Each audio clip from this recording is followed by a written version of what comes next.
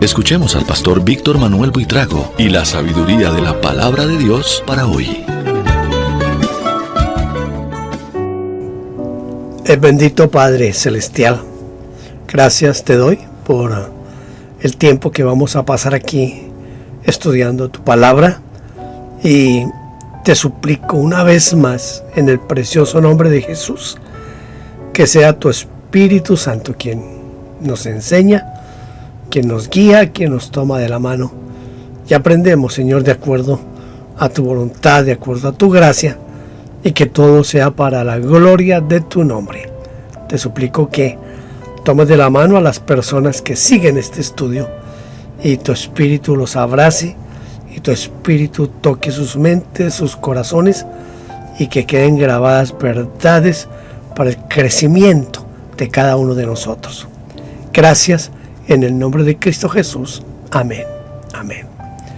Bienvenidos a nuestra lección número 9 de Tesalonicenses Inductivo. Hoy vamos a estudiar segunda a los Tesalonicenses, capítulo 2, versículos 1 al 12. Deseamos que sea un buen tiempo para aprender de la palabra de Dios. Y para eso voy a iniciar leyendo segunda a Tesalonicenses, capítulo 2, versículos 1 y 2. Pero con respecto a la venida de nuestro Señor Jesucristo y nuestra reunión con Él, os rogamos, hermanos, que no os dejéis mover fácilmente de vuestro modo de pensar, ni os conturbéis, ni por espíritu, ni por palabra, ni por carta como si fuera nuestra, en el sentido de que el día del Señor está cerca.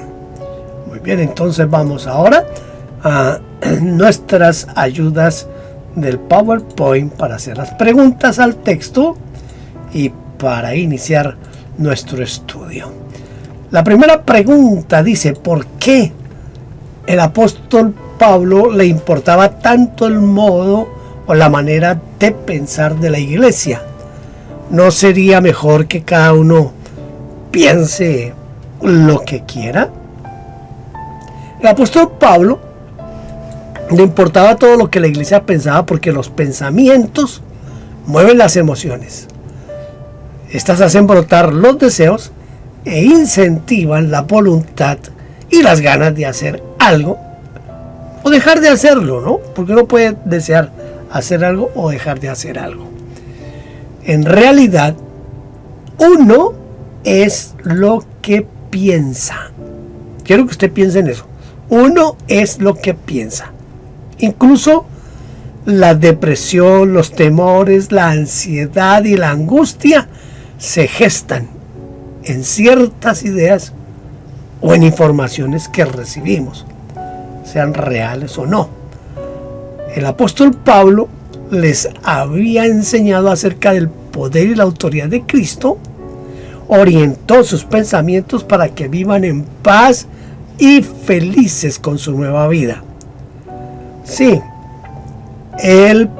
si él llegara a permitir, si el apóstol Pablo permitiera que cada quien piense lo que quiera, entonces esa iglesia, no solo esa, sino todas las iglesias donde se piensa como cada quien quiere pensar, no podría permanecer firme y se volvería demasiado vulnerable a las herejías o a las críticas destructivas. ¿Qué significa la palabra conturbar? Conturbar significa perturbar, intranquilizar, inquietar, alterar. Y en griego la palabra que se emplea aquí significa asustar, alarmar. Aquí se mencionan tres fuerzas distintas que pueden mover y cambiar el pensamiento de la iglesia. ¿Cuáles son? La idea estaba combatiendo el apóstol. ¿Cuál era esa idea que estaba combatiendo el apóstol en ese momento? Las tres fuerzas que querían quitar la tranquilidad de la iglesia fueron: primero, las profecías, a las cuales el apóstol denomina espíritu o espíritu de profecía, sobre el cual habla bastante en la primera carta a los Corintios capítulo 14. Allí en esa carta nos aclara que no debemos menospreciar o rechazar las profecías, sino que tenemos es que examinarlas. Escuche, examinarlas. Existen profecías genuinas que provienen del Espíritu Santo. Pero también se filtran algunas veces espíritus con la finalidad de engañarnos. Cuando escuchamos una profecía, no debemos aceptarla inmediatamente, sino filtrarla primero por lo que produce. El apóstol dice: el que profetiza habla a los hombres para edificación, exhortación y consolación. ¿Escuchó una profecía en la iglesia? No la deseche al instante, no la acepte al instante. Examínela. 1 Corintios 14:3 dice que la profecía es dada para los hombres y que tiene 3 aspectos bien importantes. Es edificar, exhortar y consolar. ¿Quiere esto decir que estas preguntas que nosotros vamos a hacernos para saber si una profecía es o no de Dios, pueden ser estas preguntas? ¿Me edifica en la fe? ¿Me exhorta a mejorar mi vida y mi conducta? ¿Me consuela? Mire, si no ocurre nada de esto, sino por el contrario, produce más bien, provoca, me inquieta y me lleva a ansiedad, a temor, a culpa, a tristeza o depresión, ese espíritu lo más probable es que no proviene de Dios. La segunda fuerza que avanzó sobre la iglesia fue la palabra, es decir, alguna predicación, enseñanza o comentario de algún iluminato. Hoy sí que hay iluminados. Ay, Dios mío. Hay que mirar las redes sociales y encontramos iluminados por toda parte. El rumor sobre el fin del mundo corrió por la iglesia y alborotó a los hermanos. Lo que pasa hoy, ¿verdad? Probablemente para que la gente crea en su palabra dijeron que el apóstol Pablo lo dijo. En nuestro contexto, algunos hacen lo mismo cuando afirman una orden o quieren que se haga algo diciendo: el pastor dijo ¿qué? Y el pastor no dijo nada nunca. Corren rumores, gente que piensa que tiene la autoridad. La tercera fuerza fue un documento. Dice: tenemos una carta del mismo apóstol Pablo. Por 2 Tesalonicenses 2:1 y 2 dice: pero con respecto a la venida de nuestro Señor Jesucristo y nuestra reunión con Él, os rogamos, hermanos, que no os dejéis mover fácilmente de vuestro modo de pensar, ni os conturbéis, escuche, ni por espíritu, ni por palabra, ni por carta como si fuera nuestra, en el sentido de que el día del Señor está cerca. Bueno, si era una carta lo que tenían ellos, por supuesto que era falsa. Era falsa. El apóstol Pablo combatió estas 3 fuerzas que querían alarmar a la iglesia diciendo que el fin del mundo estaba a punto de ocurrir. Pero eso no era cierto. Y desde luego el apóstol Pablo no podría admitir ni permitir la falsedad dentro de la iglesia. Esto es demasiado serio. Hoy en día son muchos los que se levantan con sueños, revelaciones, profecías, y la gente lo va creyendo así a la ligera.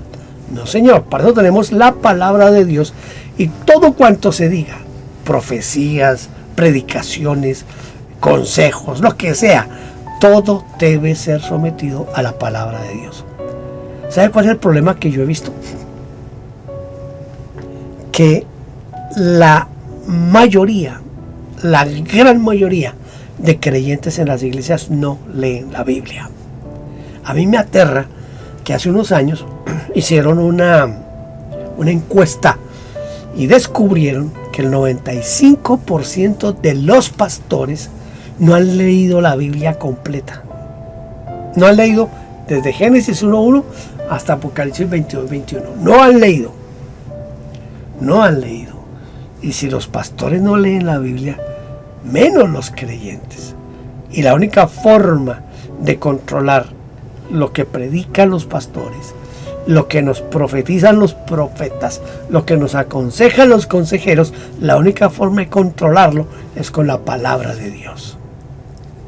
Sécase la hierba, marchítase la flor, mas la palabra del Dios nuestro permanece para siempre. Voy a leer ahora 2 a Tesalonicenses capítulo 2, versículos 3 y 4. Nadie os engañe en ninguna manera, porque no vendrá sin que antes venga la apostasía y se manifieste el hombre de pecado, el hijo de perdición, el cual se opone y se levanta contra todo lo que se llama Dios o es objeto de culto, tanto que se sienta en el templo de Dios como Dios, haciéndose pasar por Dios. Esto es bien serio, porque hoy en día todavía tenemos gente que se hace llamar Cristo, se cree en Cristo. Entonces saben que hace poco, bueno, ya se murió, gracias a Dios, había uno que se llamaba José Jesús Miranda, que él decía que era, primero comenzó diciendo que era Cristo, después que era Pablo, primero Pablo y después Cristo, y por último terminó diciendo que era el anticristo. Antes que Jesucristo regrese, se cumplirán dos señales muy claras aquí, según lo que nos dice Pablo. ¿Cuáles son esas dos señales? La primera evidencia o señal que el fin será inminente será la apostasía de muchos que se llaman cristianos. Y la segunda señal será la manifestación del hombre de pecado. ¿Pero qué es la apostasía? La palabra apostasía se escribe igual que en griego, apostasía, y significa rebelión, revuelta, defección o acción de separarse con deslealtad uno o más individuos de la causa a la que pertenecían. Existen diferentes niveles de apostasía entre los cristianos, porque la apostasía a la que se refiere no existe entre los incrédulos.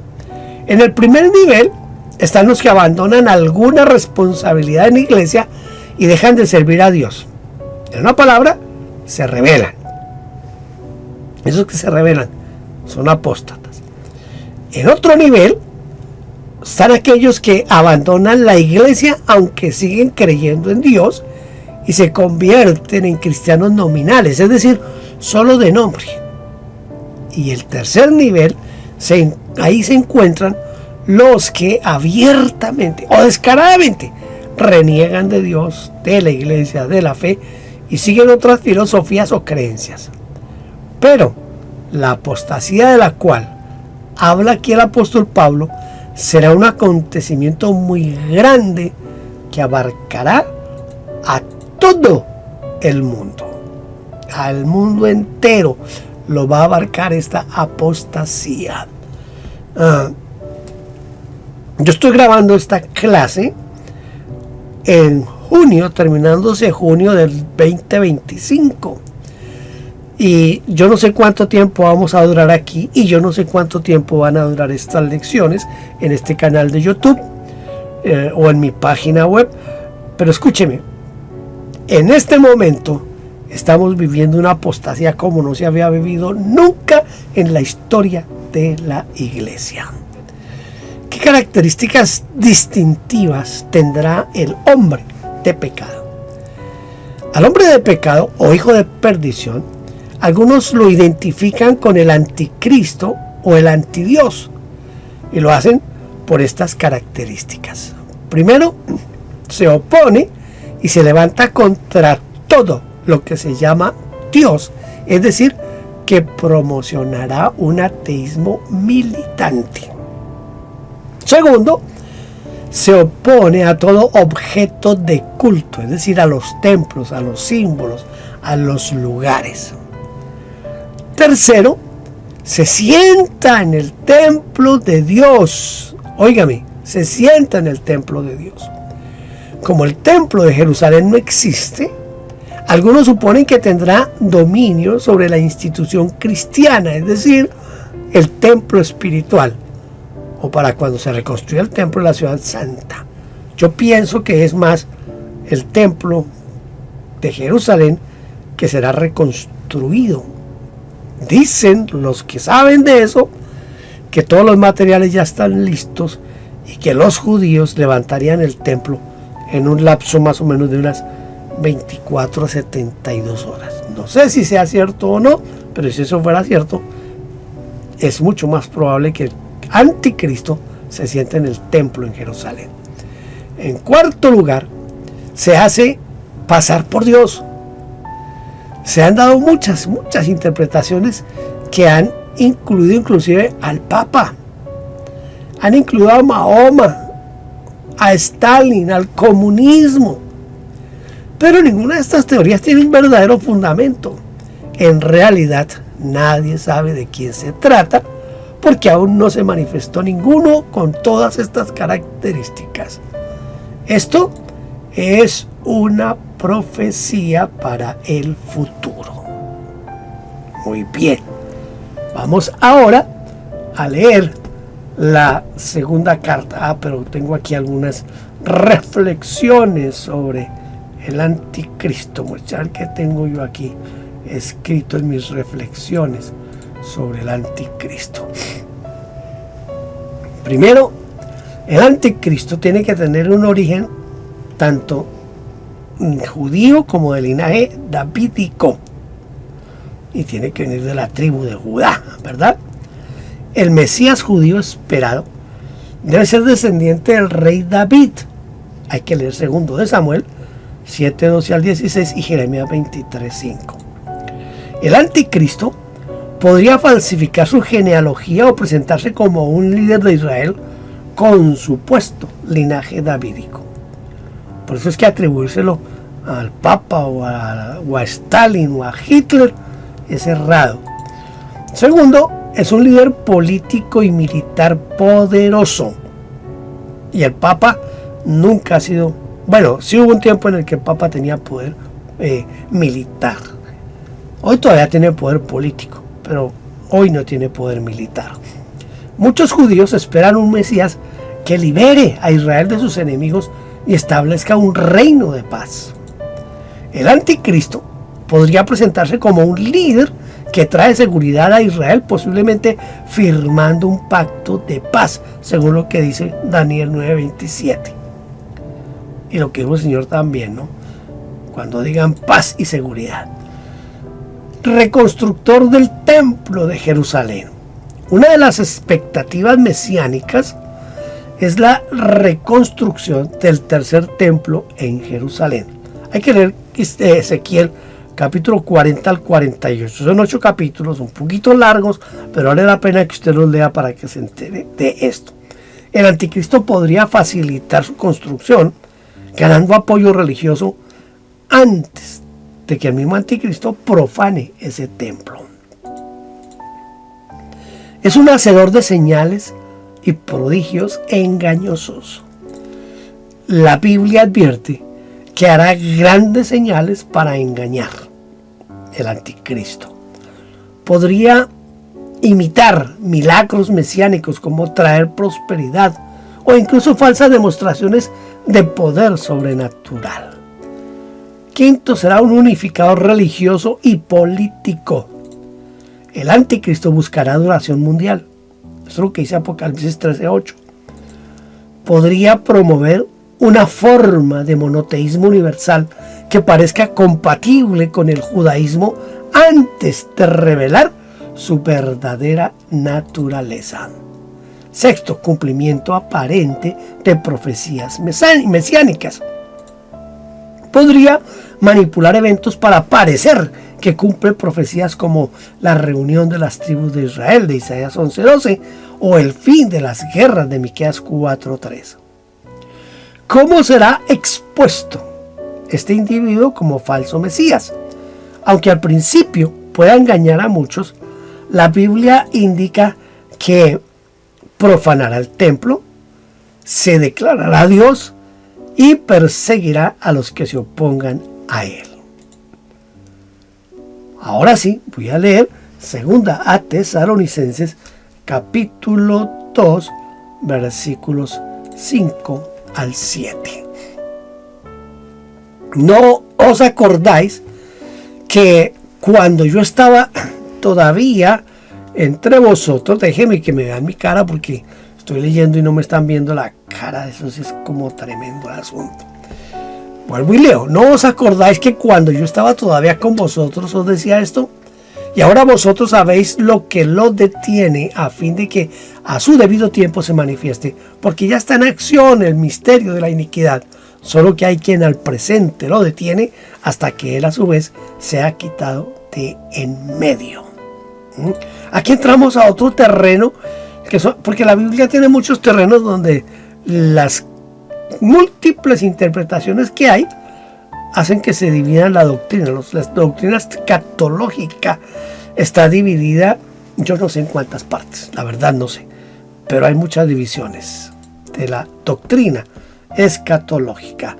Entonces hay que tener cuidado con eso. ¿Qué es el misterio de iniquidad y qué significa iniquidad? Iniquidad significa una maldad grande, una injusticia. En griego la palabra que se utiliza significa maldad, desobediencia, pecado. Por eso el hombre de pecado es la personificación de la maldad o la maldad convertida en persona. Óigame. Y misterio de iniquidad quiere decir el poder secreto de la maldad. ¿Quién está deteniendo la iniquidad y hasta cuándo? Aquí es donde vienen una de esas cantidades de interpretaciones que hay sobre esto. ¿Quién? ¿Quién está deteniendo? ¿Quién es el que está poniendo el freno? ¿Quién es el que será quitado de en medio y nadie podrá impedir que el poder secreto de la maldad se desate?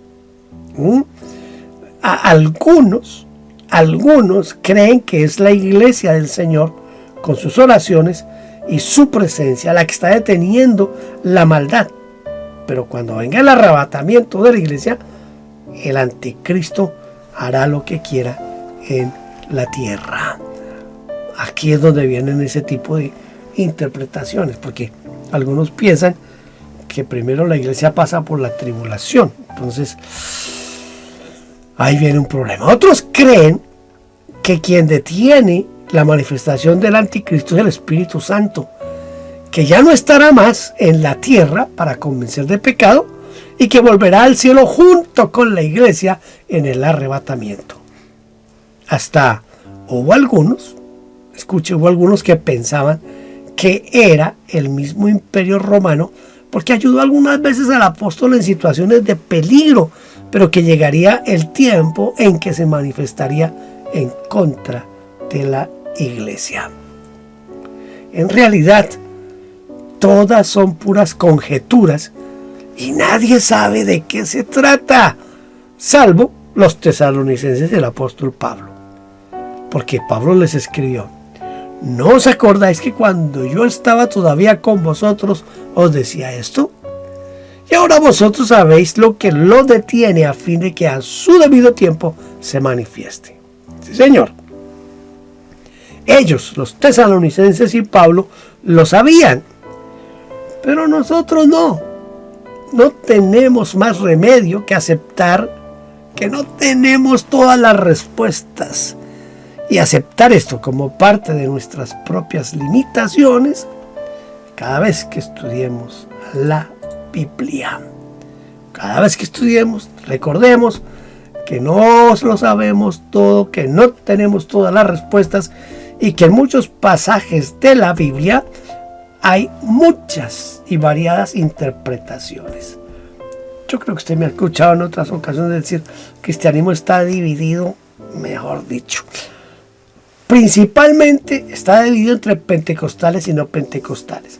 principalmente está dividido en la teología entre arminianistas y calvinistas.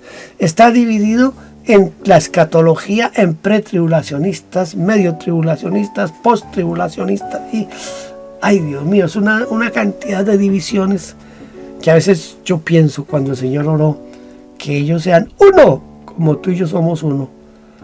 Ahí yo no sé qué pasó. Versículos 8 al 12. Y entonces se manifestará aquel inicuo, a quien el Señor matará con el espíritu de su boca y destruirá con el resplandor de su venida. Inicuo cuyo advenimiento es por obra de Satanás, con gran poder y señales y prodigios mentirosos, y con todo engaño de iniquidad para los que se pierden, por cuanto no recibieron el amor de la verdad para ser salvos. Por eso Dios les envía un poder engañoso para que crean la mentira, a fin de que sean condenados todos los que no creyeron a la verdad, sino que se complacieron en la injusticia.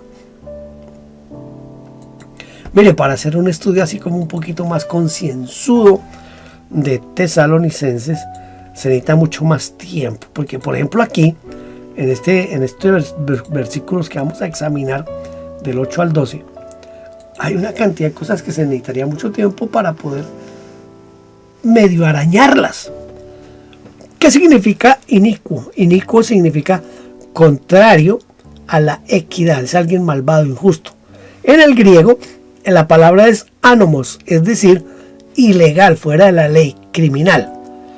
Es un antiley que no respeta ni obedece ninguna regla, ningún mandamiento, ningún estatuto, ni humano ni divino. Es una persona inicua que no tiene límites para pensar y hacer el mal contra otras personas y contra la misma naturaleza. ¿Ah? Eso es lo que es un inicuo. ¿Qué obras hará este enviado de Satanás para convencer a la gente? Mire, Pablo lo describe de la siguiente manera.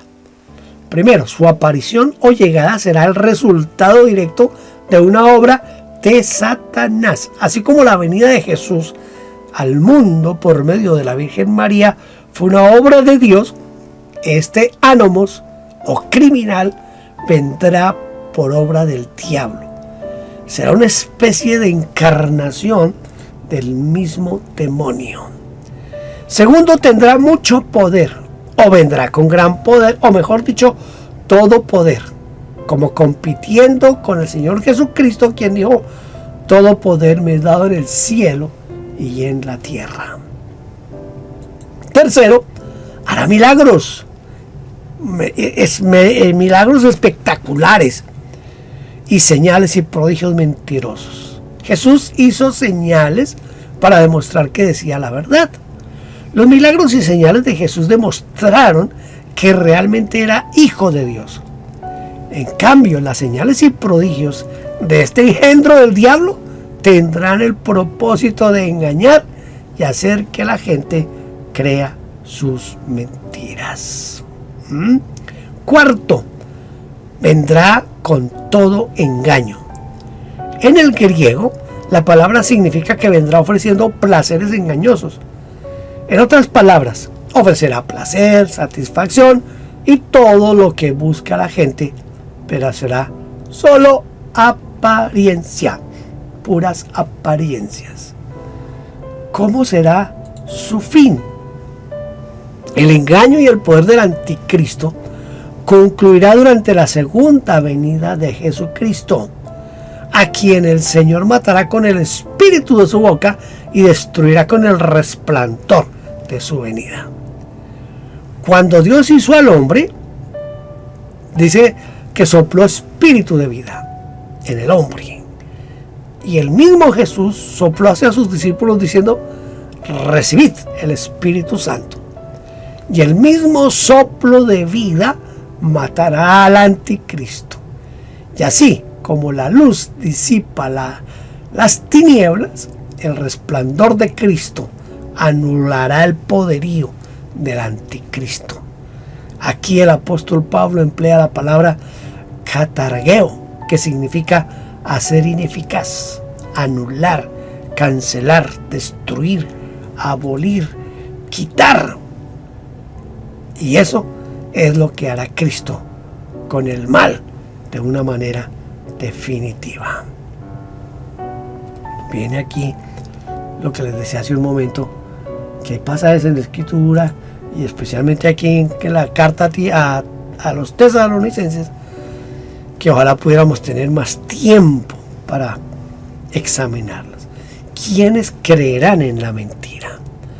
Muchas personas piensan que no van a ser engañados con facilidad y que hay que ser como demasiado tonto para creer algunas cosas. Sin embargo, esas mismas personas serán las primeras en tragarse el anzuelo y creerán todo lo que les diga el emisario de Satanás. Dice, porque vendrá sobre ellos un poder engañoso para que crean la mentira. Ese poder los atrapará y los dominará. Y esto les ocurrirá porque cuando se les predicó el evangelio, no creyeron a la verdad, prefirieron la injusticia. ¿Ah? El peligro más grande para los cristianos es la apostasía o la rebelión contra la cual debemos estar preparados. Para contrarrestar este mal, cada uno de nosotros debemos tratar de hacernos preguntas y responderlas con sinceridad. ¿Qué preguntas son? A mí se me ocurren aquí algunas que pueden servir como guía. ¿He sentido alguna vez un fuerte deseo de abandonar la iglesia?